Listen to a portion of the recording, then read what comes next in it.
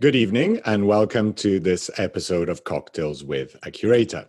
I am Xavier Salomon, the Peter J. Sharp Chief Curator at the Frick Collection.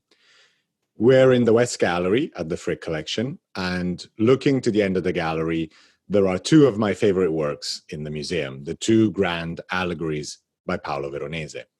These were acquired in 1912 by Henry Clay Frick from an English collection and brought to New York to decorate this grand picture gallery that he was building in those same years at the house at 1 East 70th Street.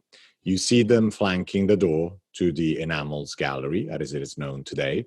And all the way to today, even though the door was changed by John Russell Pope, the architect in the 1930s, to match the entrance into the Oval Room on the opposite side, the Veroneses still hang on that wall and flank that door since the creation of the house.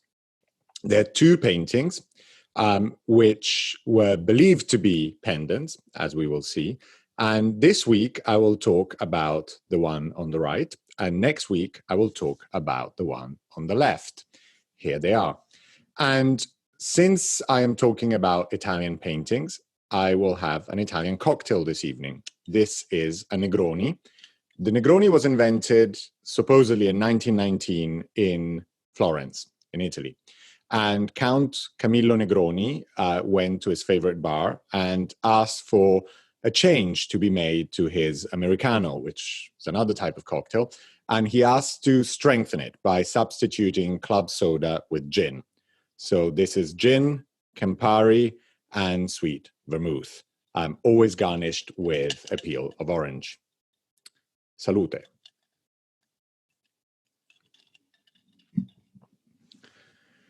So the two grand allegories by Veronese at the Frick are the objects in the entire museum that have the most prestigious provenance. And the provenance, of course, is the history of the work of art before it reached the museum. And these two paintings belong to some of the most famous art collectors in Europe from the 16th century onwards.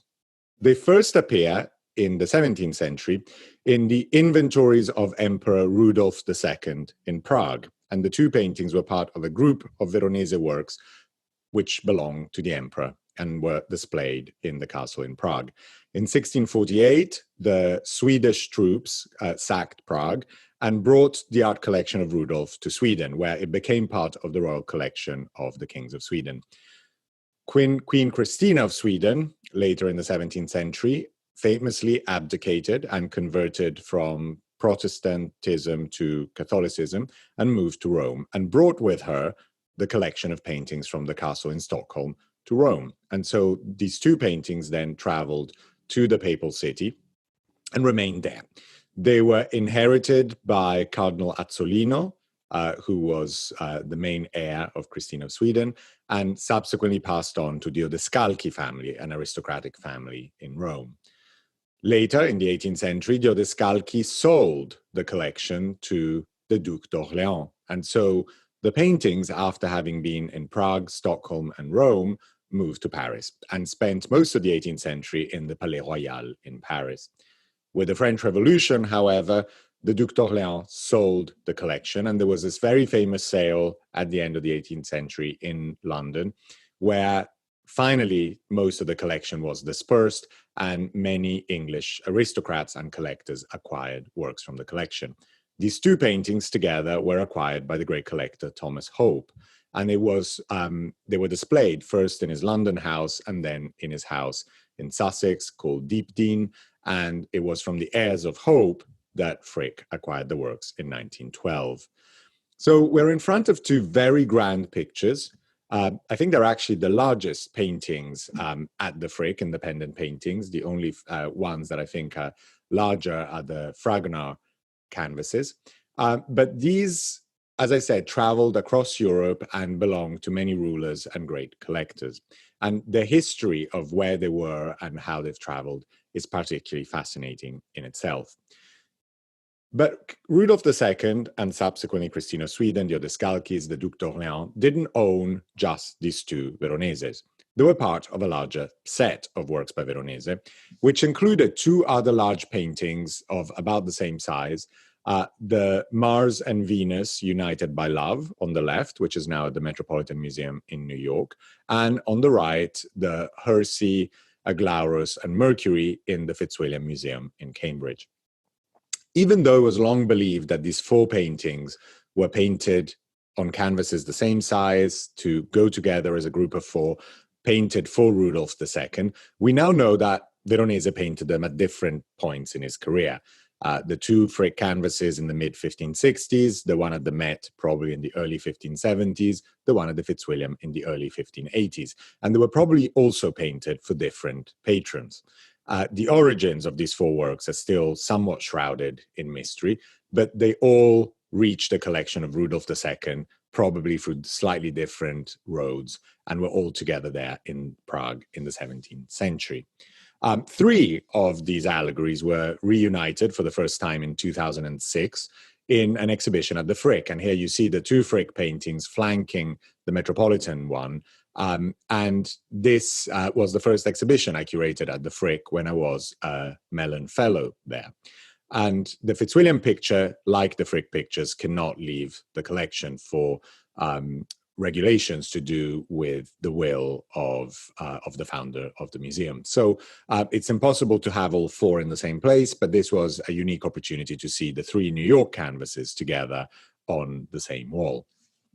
Rudolph II also owned these four square canvases by Veronese. And again, we don't quite know who they were painted for originally. They're from about the same time as the Frick canvases, a little bit later. And they're the so-called allegories of love. And they seem to show four different types of relationships between men and women.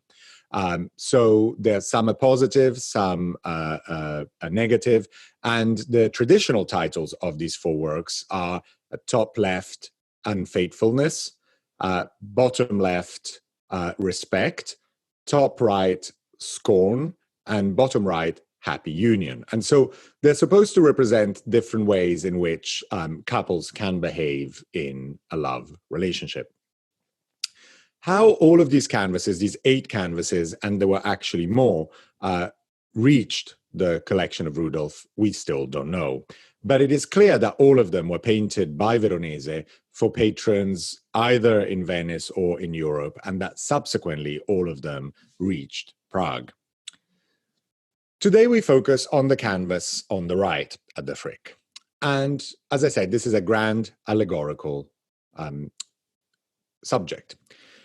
Allegory is the way in which the invisible is made visible. So the idea of these paintings is, how do you represent abstract concepts through a visual image? And it's almost like a huge puzzle where you have to understand the different parts to understand the whole. And so when you look at this painting, there is this wonderful setting of great marble columns and the sort of golden and green drapery in the background, the landscape opening on the left. But you have 3 human figures, a woman, a man, and a young boy. And who are these 3 figures? So by identifying them and unpacking the symbols in this painting, the message of the canvas is finally revealed. On the right is a bearded man covered in a lion skin and resting on a wooden club. This is clearly the image of the ancient hero Hercules. And when you compare the Veronese depiction with this famous sculpture of Hercules, an ancient Greek sculpture known as the Farnese Hercules, which at the time in the 16th century was in Rome, in the Farnese Palace, and is now in the Archaeological Museum in Naples, you see exactly what Veronese was thinking about. We don't know if Veronese ever actually traveled to Rome. He probably didn't, but he must have known the Farnese Hercules through drawings and engravings and versions of it and copies of it. And so you see that Hercules here is resting in a very similar way on the club on the right. In this case, his hand is on it rather than the weight of his body. The lion skin is wrapped around his body rather than wrapped around the club, as in the Farnese Hercules. But the features of the figure are somewhat similar. But Hercules is also sort of slouching. He's sort of falling down. And this is part of the message of the picture. Below Hercules is another mythological figure, a little boy with wings. Cupid. And both of these figures, Hercules and Cupid, signify different things. Hercules has always been interpreted as a representation of strength. And of course, the manly strength of Hercules, who has his 12 labors and is victorious in his 12 labors, very strong man. Cupid as the god of love, the person, the mythological figure that causes love among human beings.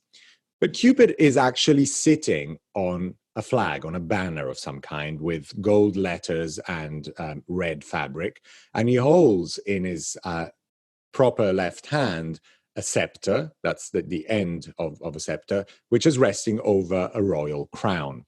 And as you move around the picture, you realize that there are other objects. So the female figure has her foot firmly placed over a globe. Unclear if it is a terrestrial or celestial globe, but it seems to be a terrestrial one.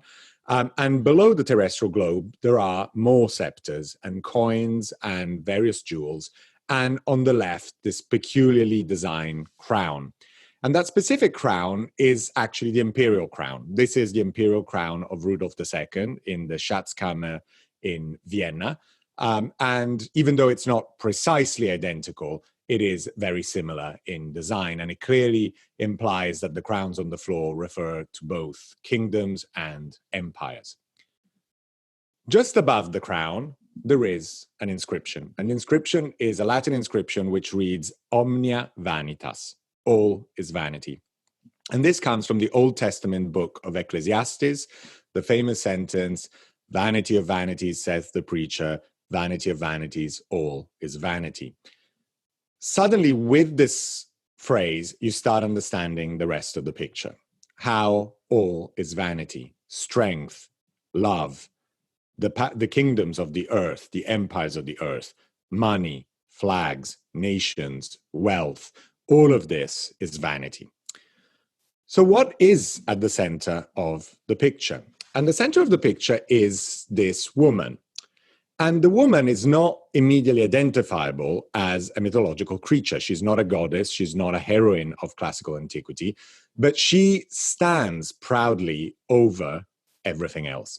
She is partly naked. One of her breasts is revealed. She has this wonderful drapery that covers her, especially this incredible piece of cloth with gold, blue designs over white. It's always worth remembering that Veronese is a great painter for fabric because also his brother was in the fabric industry. So I always think that he may have actually borrowed pieces of textiles from his brother and used them in his paintings. But this is one of the most wonderful fabrics in any of his works. But the key element of this figure is the shining sun placed over her forehead. So she looks up to heaven and there is this light with a face in it, which is a sort of miniature depiction of the sun. So going back to the overall picture, things start to fall into place. And how did you identify these figures? And of course, Hercules and Cupid would have been easily identifiable by anyone who had a basic culture in the 16th century in Europe. But the central figure would have been equally recognizable to people at that time. It is less recognizable to us today, but she is a representation of divine wisdom. In the early 17th century, treatises were actually published, the most famous of which is the Iconologia by Cesare Ripa, where you would almost go as if in a dictionary and read up various concepts and how you would represent them. So that is the book where you go, you want to see how to represent the four seasons, the various months of the year, various concepts, friendship, hatred, love, and it tells you how to do so. And if you look at divine wisdom in that book, this is a description, a beautiful woman, often represented nude or semi-naked, with the light of the sun shining on her forehead. And of course, she looks up to heaven. So what is the picture telling us? It's telling us that all is vanity, but divine wisdom conquers it all. And if you read the book of Ecclesiastes in a different passage from the one of the quote, Omnia Vanitas, there is another passage that tells, remember, wisdom is better than strength. And so what the picture is telling us today, but also would have told the patrons at the time, was that divine wisdom was the most desirable virtue to pursue, the most desirable quality to have, and that wisdom in life is infinitely better and more important than brute strength, represented by toppling Hercules, who's sort of falling down even though he's strong. The Cupid below, wisdom is more important than love, and wisdom is clearly more important than all the power and all the wealth people can gather in the world. A very interesting picture for an emperor to own, and for various rulers and members of aristocratic families in Prague, in Stockholm, in Rome, in Paris, and eventually in London, and even for a man like Frick to have. And I always wondered if, when he was smoking his cigar in the West Gallery, how much he thought about the message in this painting. I look forward to seeing you all next week for another episode of Cocktails with a Curator, where we're going to be looking at the other Veronese painting. We'll see you then.